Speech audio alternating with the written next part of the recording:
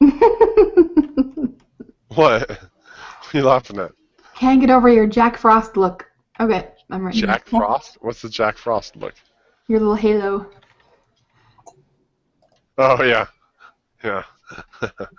um, all right. For number one or number three, I guess I got 16.45. Yeah, me too. Okay. I got nothing. Sorry. um, so do you have it up in front of you, Gianna? Yeah, I do. Okay.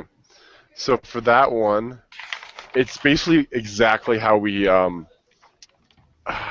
formula is exactly the same as the class you had last week. So you know how it was the mean minus or plus or minus the z-score Mm-hmm. or the z-score times the standard deviation over the square root of the or the sample.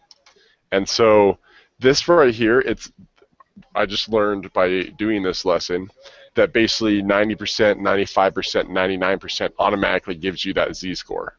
So basically you could plug that into your applet. And so you go to your normal probability applet, and then at the top in the area, you want to put in 0.95, Oh. and then you want to shade the center part.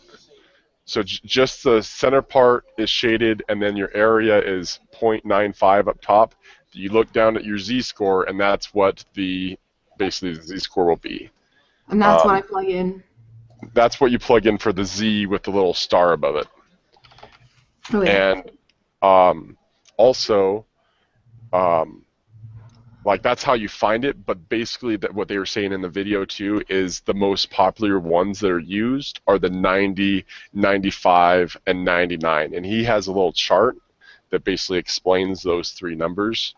So basically, I guess basically for the test and stuff, we just memorize that little chart, and we'll be able to know what he's talking about for these ones. Okay. So, I mean, 9.95 will always have a z-score of 1.96, and so forth. So we take that. Let's see. Go back to it. Can So you on keep this, going while I answer this phone call really quick? of course. Sorry. Be right back. So I'll just go over that with Jana later when Okay. she's off the phone and basically when I'm home with her and she's not working. So Okay. she'll understand it. So number 4 is I got the X bar is a point estimator for you. Okay, I got that. I Okay. was confused on that, but that's what I thought it was, so that's good. Mm-hmm. Number 5, I got 498.315. Correct. That's what I got too. Number 6, I got 553.685. And then 7, I put no change. Okay, so there will be a change. It will decrease. It will decrease. Yeah. How come? So I just basically put in a new number. So basically, instead of 64, I put 81, which would be the square root of 9. So it's 113 divided by 9, and then times your z-score. Oh, that makes sense why it would decrease, though, because that's in the numerator. Yeah. It also says it in the video, but I did basically the check. I just checked my answer, basically. Okay, sounds good. Well, then decrease. I put increase for number 8. That's correct. Yeah. Number 9, I put 246. I did not get that. I got. This is the one that I was talking about with you earlier, where I got it my way and then went back and checked it through the way they gave. So let's just go through that one really quick because I got a few different notes on it. Okay, let me All right. pull up the calculator. I actually have it right here. Okay. All right.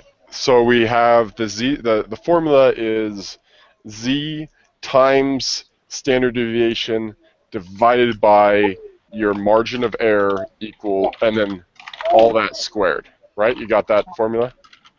Yeah. Okay. So the z. So you end up with 1.96 times 400, Okay. which is 784 and then you divide that by 50 Yeah. equals 15.68, and then you times 15.68 times itself, because you're squaring it. Oh, that's right. I forgot to square it. I got 15 point. I got that and just said 16. There you go. So then you just need to square it, and you get 245.86, which rounded up to 246. Oh, okay. Now, the way I did it too, I mean, I just did the reverse order of operations basically. I got my original formula was 1.96, which is your z-score, times 400, which is your standard deviation, divided by the sample, which is the square root of x. And then I Okay. just reversed it. I did 50 divided by 1.96, and then I took that number and took 400 divided by that number and got, which became the 15.68 or whatever, and then I just squared both sides. So you could do it whatever way you want. I mean, Yeah.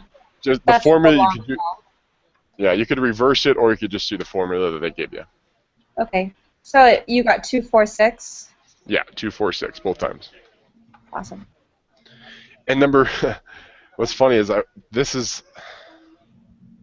that's why I went back, is because I went down to number 10 and 11, 12. I was like, this is totally different than what we were doing in the first half of it. So I Yeah. kind of went back and watched all the rest of the videos, and it's actually just the same thing. Yeah. So I got number 10, I got 99,002. Yeah. Okay? And 11, I got 122,999. Perfect. And that's rounding up, but Yeah. yeah. I'm Okay. proud of myself, so. And number 12, I got all of the above. Yeah, me too. Perfect. Hey, I got that one too. Woo! Excellent. There you go. Sorry, group. You're good. So, Jana, we had a question for you.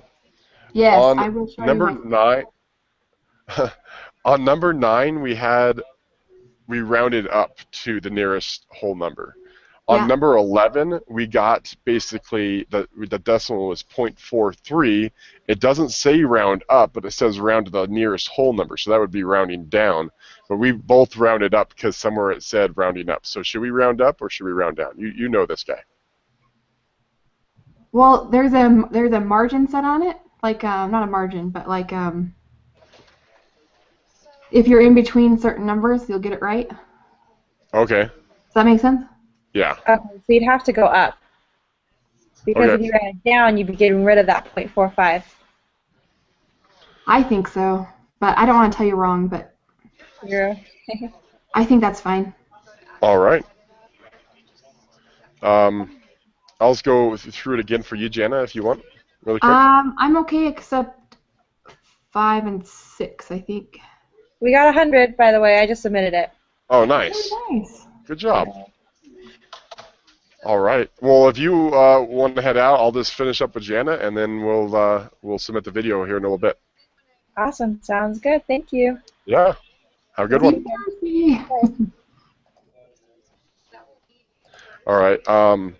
So what we did on number 5 is you take your 113 divided by your square root of 64, which is 8. So 113 divided by 8. Uh-huh. And then your confidence interval of 95%, which is what we just talked about, Right. is 1.96. So you take the 1.96 times the other number you just came up with, which is what? 27.685. Perfect. And now, so the upper, or the lower, excuse me, is this 526 minus that number. And then the upper is 526 plus that number. So 1 second. number Sorry. 5, no problem.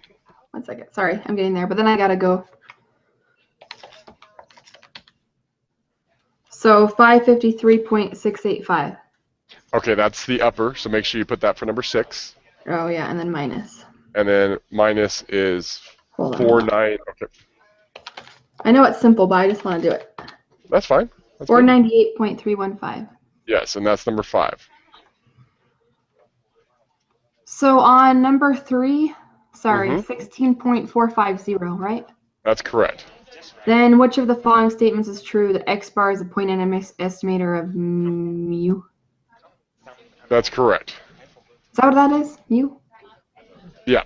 The X bar is a point estimator of the U, or the sample mean. Okay.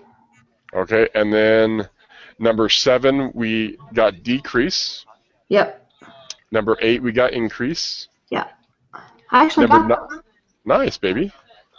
Number 9 we got 246. Okay. Did you get That's that? saying the same thing, right? Yeah. So this one you basically use the formula, or what I did was kind of reverse the reverse order of operations.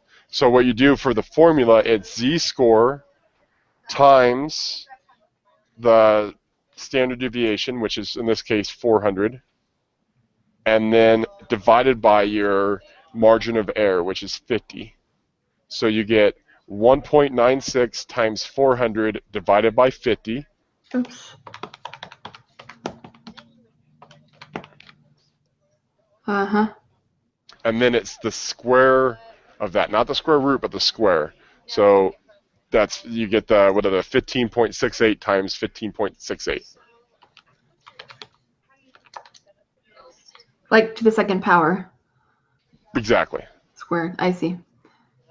245.86. And then you round up. Ugh, I don't know if I would know how to do that on my own, though. I'll show you tonight on it. Okay. Okay. And then on 10, we got 99002. 99002? Yeah. Okay. This is the exact same thing you did up on number 3. Or excuse me, on number 5 and 6. Number 5 and 6, yeah. Yeah. And then, so this is just about interpreting the data. So you don't need to worry about the mean of the population. You just need to worry about the standard deviation. You look at the significance. Like in the actual answer part where it asks you what the question is at the bottom, it says, what is the lower limit of this 95% confidence interval? Well, it just right there told you it was a 95%. But also it tells you in the problem when it gives you that 0.05, it's 1 minus 0.05 gives you 95% interval. Oh. So that will tell you in the problem in case they don't give you the 95% in the actual question. You're smart. So that's what that A thing tells you. That's all that thing is telling you. And then you go back to your formula, which you need your standard deviation, which is the whatever thing up there, the sample population, which is the 36, and then your X bar mean, which is 111,000. So then on this problem, you just go your 95%, so your 1.96 times your standard deviation of 36,730. Uh-huh. And that's divided by the square root of 36, which is 6. Uh-huh. And so that is now your confidence interval. And now you take your mean, your X bar mean, and you plus and minus that number from that one, and that gives you your 2. I got a negative number. Oh, maybe because I minused it out over. You know what I mean? Yeah. Okay. And so that will give you 99,002 on number 10.